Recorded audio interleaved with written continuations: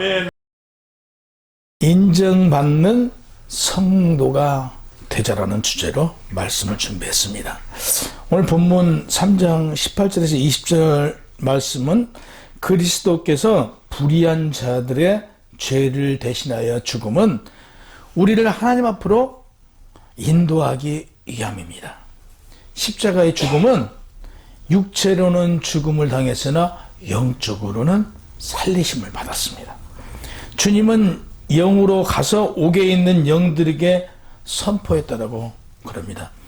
영들은 전에 노아가 방주를 준비할 동안 때가 가까이 왔다라고 노아가 말했음에도 불구하고 그들은 준비하지 않는 자들입니다. 하나님은 오래 참고 기다릴 때 복종하지 아니하던 자들이라 방주에서 물로 말미암아 구원 얻은 자가 겨우 몇 명이라고요? 8명밖에 없다고 그래요. 노아가 방주를 준비하는 동안에 물심판의 날이 오고 있음을 백성들에게 선포했지만 복종하지 않는 그들에게 찾아가 말씀을 선포했다라고 기록되어 있어요. 이 말씀은 난제예요, 사실. 첫 번째, 영으로 살리심을 받았다는 말씀과 두 번째, 옥에 있는 영들에게, 옥은 구체적으로 어디를 가리키는지 알 수가 없어요. 또한 옥에 갇힌 자들이 누구인지, 그리고 노아의 이전의 영들에게 전파했다고 했는데 전파한 내용이 무엇인지 성경에 기록되어 있지 않아요. 이러한 난제를 풀어가며 베드로후서 3장 16절에는 언제든지 주께 돌아가면 수건이 벗겨진다고 그렇게 말씀하셨어요. 그래서 본문을 억지로 풀다 보면요, 어떻게 된다고요? 멸망을 당할 수 있어요. 그래서 하나님 말씀은 우리가 아는 데까지, 풀 수 있는 데까지만 푸는 거예요. 그 이상의 것은 우리가 풀려고 들지 않아요. 그래서 종교 개혁자들은 성경이 가는 곳만큼 가고 서야 하는 곳에서는 서야 한다라고 말했어요. 지금 오늘 본문이 그거예요.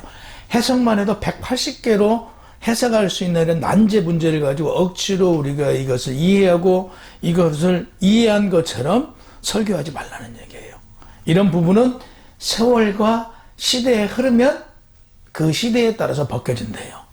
그래서 우리는 그 수건이 벗겨지는 그날까지 억지로 풀지 말라는 구절이에요. 오늘 말씀이 이렇게 어려운 부분이라는 거 여러분이 알고 계시고, 하나님께서는 그리스도의 십자가의 사건을 앞두고요, 학개서 2장 6절에서 7절에 보면 만군의 여호와께서 조금 있으면 내가 하늘과 땅과 바다와 육지와 만국을 진동시킬 것이며 모든 나라의 보배가 이르니 내가 이 성전의 영광을 충만하게 하리라고 말씀하셨어요. 이 말씀이 그리스도께서 십자가에 죽은 사건을 예표하고 있습니다. 그래서 예수 그리스도가 십자가에 죽으심은 그 이후에 성소 휘장이 위로부터 아래까지 찢어져 둘이 되고 땅이 진동되며 바위가 터지고 무덤들이 열리며 예수 시대 이전에 하나님께서 따로 이렇게 구별된 자들, 쉽게 해서 선지자들이 있었죠. 모세, 야곱, 요한, 이들을 먼저 예수께서 십자가에 못 박혀 죽으셨죠. 부활하기 이전에 이들이 먼저 부활을 했어요. 근데 우리 본문에 보면 예수가 부활하고 이들이 부활한 것처럼 우리 한국 성경에 되어 있는데 원문은 그게 아니에요. 그들, 지금 모세와 야곱과 요셉과 그 이후에 선지자들이 먼저 부활하고 다음 예수가 부활해요. 그래서 우리가 성경을 보면서 이 부분만 그 원문과 우리 본문하고는 차이가 있음을 염두에 두시면 돼요. 그래서 마태복음 27장 51절에서 53절 원문에 기록되어 있는 부분이에요. 그래서 휘장이 둘로 찢어진 사건은 성전에 하나님이 임재하지 않고 계심을 뜻해요. 구약에는 하나님께서 어디 계셨어요? 성전에 계셨잖아요. 근데 예수 그리스도가 단번에 십자가의 죽음으로 말미암아 성전에 계시지 않고 그 이후에 누구에게요? 우리 마음속에 하나님이 오셨잖아요. 그게 누구로 오셨어요? 보혜사로 성령 하나님께서 오신 거예요. 그래서 하나님과 인간 사이의 장애물을 휘장으로 말미암아 찢겨지면서 이제 회복되어 가고 있다는 사실이 누구로 말미암아? 예수 그리스도의 십자가 죽음으로 말미암아 하나님과 우리 인간 사이의 관계가 회복을 지금 나타내고 있습니다. 이어서 이 땅이 진동하며 바위가 갈라졌다는 얘기는요, 예수님께서 인간의 죽음의 정복, 예수 그리스도의 죽음의 정복은 생명이 부활로 일으킴을 나타내고 있는 본절이에요. 그래서 온 인류와 땅 아래에 있는 곳까지 전파되고 시간적인 차원에서 미래와 까마득한 과거까지 영향이 미쳤다는 말씀이에요. 현재부터 먼 옛날, 까마득한 옛날, 그리고 앞으로 우리에게 미칠 것을 본문에서 예표하고 있어요. 그래서 본문을 나타내고 있는 부분입니다. 사단에 대해서도 이사야 14장 12절에 보면 너 아침의 아들 계명성이 어찌 그리 하늘에서 떨어졌으며 너 열국을 얻은 자여 어찌 그리 땅에서 찍혔는고 그랬어요. 너 열국을 얻은 자여 어찌 그리 땅에 찍혔는고 이렇게 말하고 있어요. 그래서 예수님의 죽음과 부활 사건은 역사상 두 번도 없어요. 단 한 번 있었던 사건이고 영적으로 전 우주적인 사건임을 말씀하고 있어요. 그래서 뭐가 찍혔다고요? 예수님 무덤 앞에 있는 돌이 두 개로 나눠진 거예요. 이것은 지금으로부터 까마득한 옛날부터 미래의 우리까지 영향을 미치는 대표로 보여주고 있는 부분입니다. 그러니까 여러분과 저는 십자가 사건에 대해서 굉장히 감사해야 돼요. 그러니까 세상의 십자가 사건이 우리는 그걸 전달하기 위해서 이 땅에 보내심을 받은 사람들이에요. 얼마나 사명이 커요. 그래서 미래적으로 우리는 선택받은 사람으로서 하나님께 늘 감사하고 기쁨으로 사단에 매여 있는 수많은 영혼들을 구하기 위한 사명자로 이 땅에 왔다는 사실이에요. 이걸 오늘 본문에서 말하고 있어요. 주님의 재림은 온전히 새 하늘과 새 땅에서 그 나라 백성으로 그리스도와 함께 무궁한 영광을 누리시는 우리가 되어야 돼요. 본문 20절에 보면 베드로는 구원의 표현 세례에 관한 교훈으로 노아 시대 홍수 사건을 언급하고 있어요. 노아 홍수 사건은 창세기 7장 7절에 보면 노아는 아들들과 아내와 며느리들과 함께 홍수를 피하여 방주에 들어갔고 사람이 땅 위에 번성하기 시작할 때 그들에게 딸들이 나니 땅에 있는 사람이 번성하였음에도 실제 구원받은 자가 8명에 불과함을 강조하고 있어요. 지금 이 시간 깊이 생각해야 될 부분이에요. 본문에 뭐라 땅 위에 번성하기 시작했어요. 누가? 사람들이. 그때 구원받은 자는 8명밖에 없어요. 다시 여기서 마태복음 24장 37절에 39절에 보면 홍수 전에 노아가 방주에 들어갔던 날까지 사람들이 먹고 마시고 장가들고 시집가고 있으면서도 홍수가 난다라고 홍수로 인해서 다 멸망당한다고 했지만 그들은 깨닫지 못하고 결국에 멸망당했어요. 베드로후서 3장 6절 7절에 보면 동일한 말씀으로 불사르기 위하여 경건하지 아니한 사람들의 심판과 멸망의 날까지 보존하여 두신다고 그랬어요. 다시 얘기해서 당시에 불심판이 있었듯 오늘날 우리에게도 불심판이 있다라고 지금 성경은 말하고 있어요. 그러나 우리를 지금 바로 심판하지 않고 언제까지? 마지막 날에 노아 방주 사건 때 물로 심판한 자들처럼 우리를 심판하기 위해서 그냥 보존하고 있다는 얘기예요. 그래서 마지막 날에 우리는 심판을 받아요. 이렇게 무서운 얘기예요. 그럼에도 불구하고 우리는 깨어 있나요? 우리는 언제 올지 모르다고, 언제 우리에게 심판 올지 모르다고 지금 눌룰랄라예요. 우리가 조금만 깨어 있으면 우리가 사는 이 땅의 모습이 노아 방주 때, 노아 시대 때 그 방주로 말미암아 구원받은 것과 같아요. 우리가 온전하게 하나님 말씀에 순종하고 복종하면 노아의 8식구처럼 구원받겠지만 그렇지 않으면 모두 어떻게 돼요? 다 심판받아요.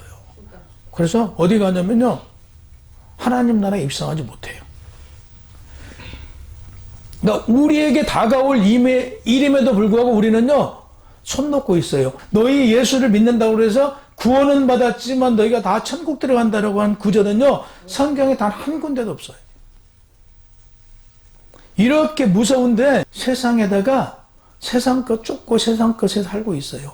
영원한 심판을 받음에도 불구하고 앞으로 우리 지금 바른 신앙생활, 올바른 신앙생활 하지 않으면요, 우리는 천국에 못 가요. 10억이 넘는데 우리 그리스도인들이 이 땅에요. 10억이 넘는 그리스도인들이 마치 아니한 생각으로 대충 신앙생활하면 천국 간다고 생각을 하는데 절대 아니올시다예요. 그렇잖아요.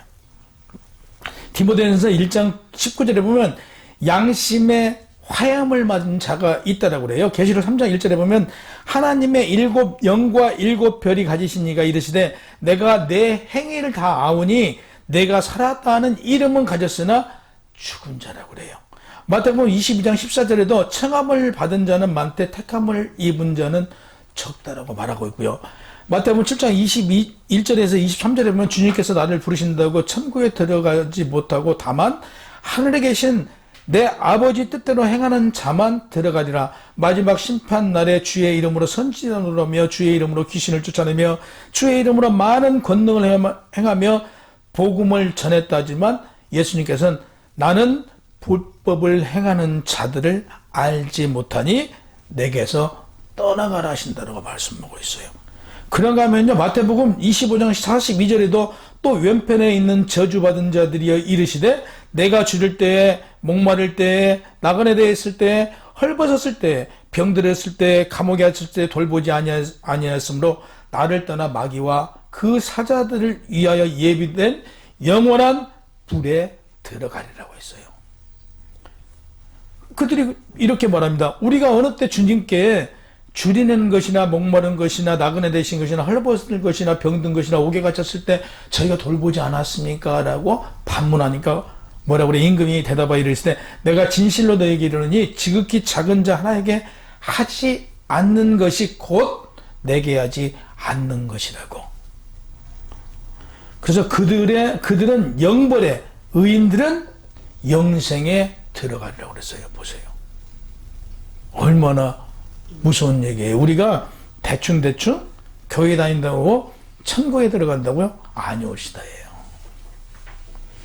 우리가 교회 다니면서 우리의 목적은 영생이잖아요. 영원한 생명, 천국에 들어가기 위해서 교회를 다니는데 대충 신앙생활 해갖고 들어가요?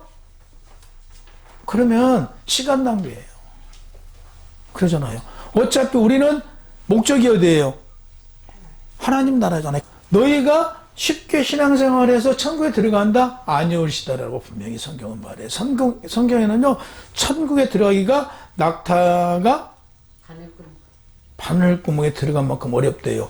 다시 얘기해서 여기에서 뭐가 붙었어요? 부자가 붙었어요. 부자는 물질이잖아요. 물질을 탐하는 자는 결국에는 천국에 들어가기가 그렇게 어렵더라고요.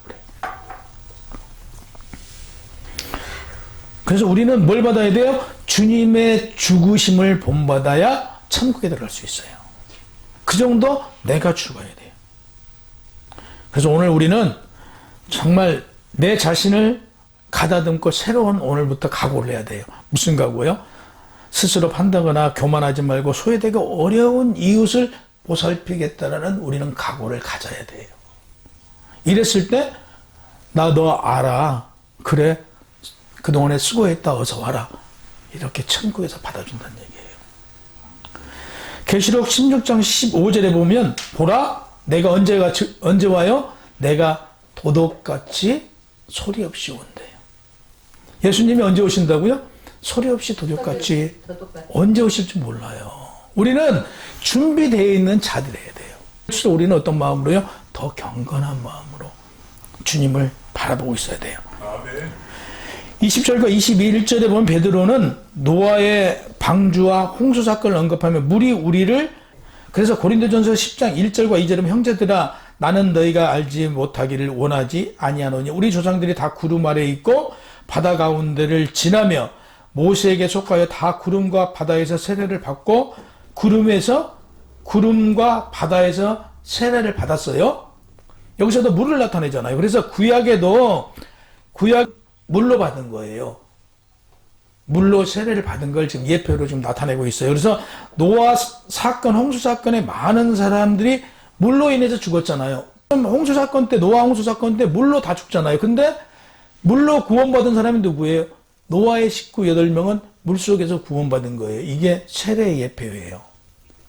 그런가 하면 출애굽 사건에서도 다 무엇으로 죽어요? 홍해에서?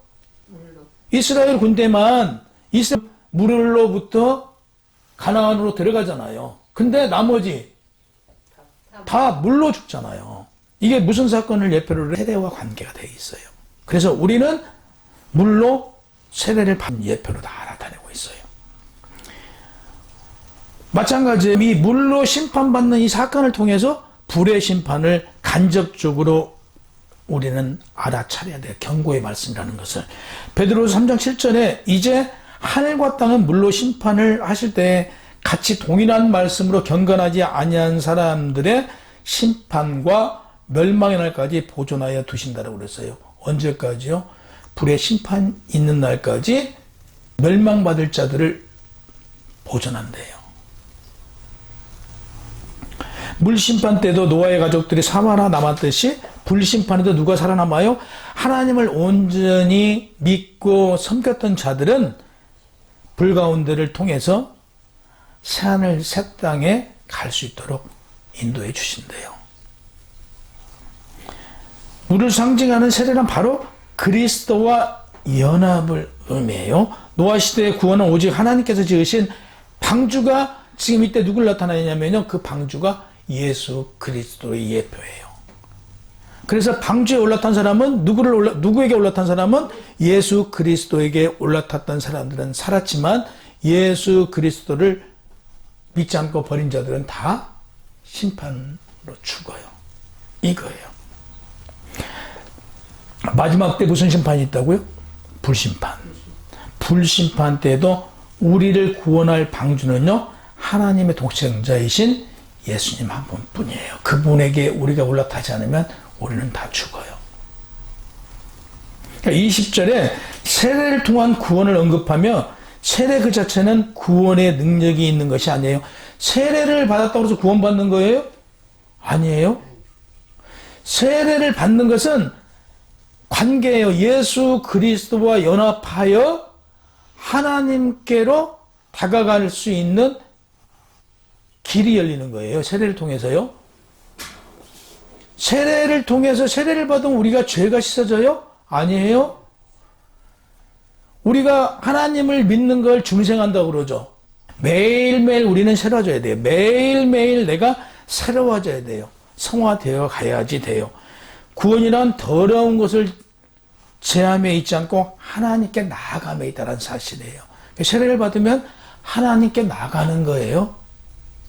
근데 일부 마치 세례를 받으면 죄사함을 받는 걸로 얘기하는 사람들이 있는데 아니에요. 세례는 내가 예수 그리스도와 연합하여 하나님께 나가는 거예요.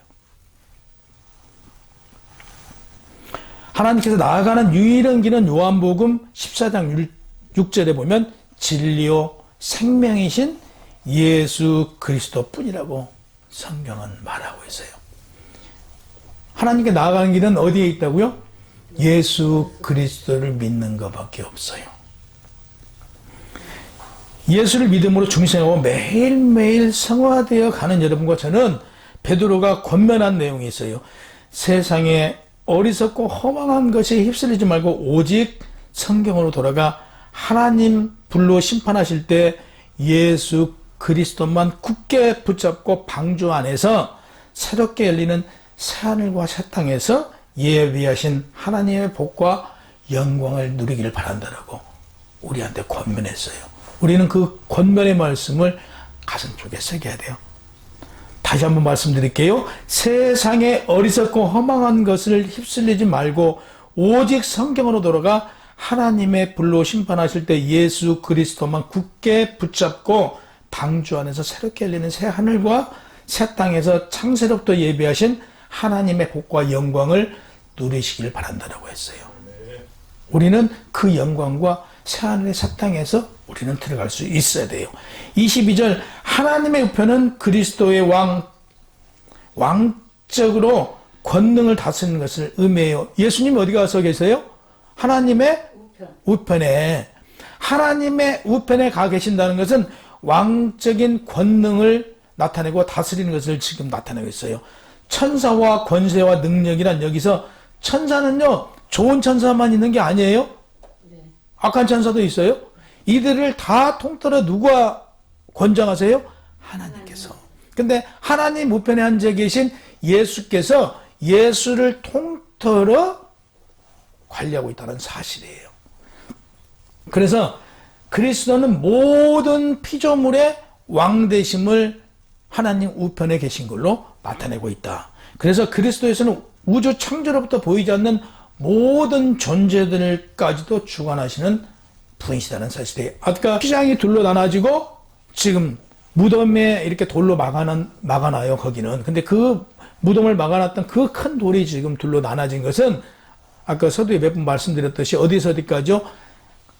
먼 옛날부터 훗날 미래까지 통틀어서 누가 관장하신다고요?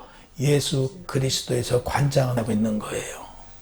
그래서 부활이 누구부터 부활됐다고 아까 말씀드렸어요? 모세로부터 야곱, 요셉. 그 이후에 선지자들이 먼저 부활하시고 다음 이어서 예수께서 부활하신 거예요. 다음 부활자가 누구예요? 우리. 이렇게 연결되는 거예요. 근데 원문에는 예수가 부활하시고 그분들이 부활한 걸로 되어 있는데 아니에요. 그래서 이건 옛날부터 우리까지 관계가 된 거예요. 비행기가 운행할 때 어디를 통해서 운행을 해요? 관제탑을 통해서 운행하잖아요. 우리의 관제탑은 누구예요? 하나님이잖아요. 그럼 우리는 누구하고 지금 교신을 계속 해야 돼요? 하나님과. 우리가 계속 하나님과 교신을 하면 비행기가 사고를 안 나요. 근데 비행기가 관제탑하고 교신이 끊기면 이건 사고 나거든요. 그럼 우리도 역시 마찬가지죠. 하나님과의 관계가 끊기면 우리의 삶이 사고가 나요. 그래서 최고의 경영자는 이 땅에서든 하나님 나라에서 모든 만물의 최고의 경영자는 누구예요? 예수 그리스도예요. 그러면 우리는 예수 그리스도와의 관계가 끈끈해지면 끈끈해질수록 우리의 삶은 형통해져요. 그러니까 이 땅의 최고의 경영자이신 예수님과 우리는 늘 함께 교통해야 돼요. 그러기에 말씀과 기도밖에 없어요. 그래서 우리는 늘 말씀을 지금 알아가야 되고 또 기도를 통해서 우리와 하나님과의 교통이 이어져야 돼요. 우리가 늘 드리는 말씀이지만 고난을 받고 고통을 받아요. 내가 고난받고 고통받는 것은 내가 감당할 수 있기 때문에 그 고난과 고통을 주세요. 욥의 경우 보십시오. 고난과 고통을 통해서 뭘 받아요? 더 많은 것을 받아요. 역시 우리에게 지금 힘겨움이 있고 고통이 있고 아픔이 있는 것은요, 당연한 걸로 받아들이세요. 당연히. 이건 내가 능히 이길 수 있는 것을 주신다는 사실이에요. 내가 그것을 기쁨으로 순종하고 복종으로 받아들이면 더 큰 것, 더 좋은 일이 나에게 대기되어 있다는 사실을 믿으시기 바랍니다. 이게 하나님의 방법이에요. 주님께서 재림하시는 날 밤하늘의 별처럼 천국의 길이 빛으로 우리를 인도하도록 우리는 그 길을 갈 수 있는 믿음 생활을 해야 돼요. 다시 오늘로부터 우리의 믿음 생활을 다시 한번 점검하고 이제 새로운 그 길을 향해서 우리 이한주부터 같이 동행하고 천국 가는 길까지 가시기를 축원합니다.